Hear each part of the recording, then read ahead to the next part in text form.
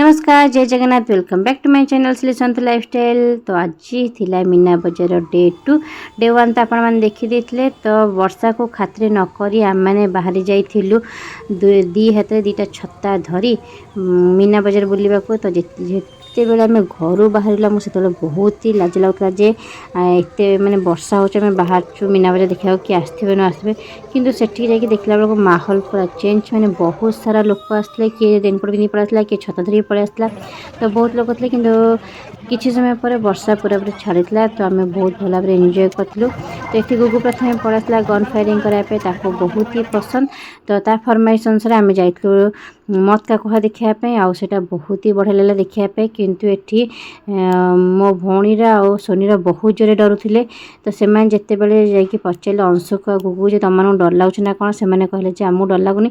तो दिज बहुत लाज लगे मैंने आम ही एकेला डरुचु मैंने केते बड़ डरपोक आपने बुझीपारे।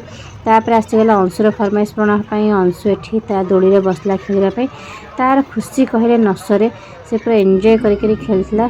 तापर आम एठी आसीगलु टिके सांस्कृतिक कार्यक्रम देखापी बहुत ही सुंदर होता विभिन्न प्रकार पिला माने बहुत जगार आसिक डांस करते बहुत बढ़िया लगला। तापर एठी आम देखिलु ये जिनसटी को जोटा कि बुक भूत ना देछि मो पुआ ताकू से बहुत डरे। तो ताकू देखिकी अंशु को तापाखे टी हैंडसेक करके आसीगलु खाइबापी। तो ये बहुत प्रकार जिनस आम खाइलु मीना बजार जाइए मैंने न खाई आसले तो हेनी। तो खाइबा पीवा पूरा बहुत भल भाव में मजा करूँ खाई।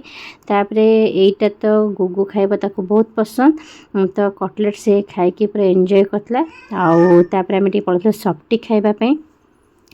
तो ये सफ्टी खाइला बेले माने मो पुओ ये आसी शिखीगला जे मैंने शेयरिंग इज केयरिंग। तो आज जानी मत आइसक्रीम टा एकला मिलबनी तो मुझे सेयार करके ही खाइले मत मिल। तो सोनी तार सेयार करके खाऊले।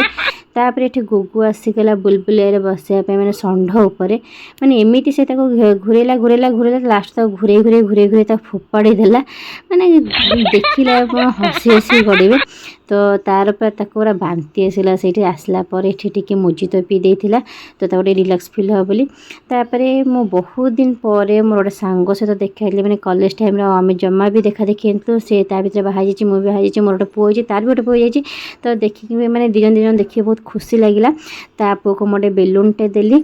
तो देखा करी आम सेठू बाहरलु घर को। तो जानते तो जमती खुशना सहित मो पुओ बाड़िया बड़ी हुए ये सोनीर तार सेमती बाड़िया बड़ी होते गुपचुप न खाई घर को आसबू। तो गुपचुप खाइलु छता गोटे हजेलु आ गोटे बेंट हजेलु।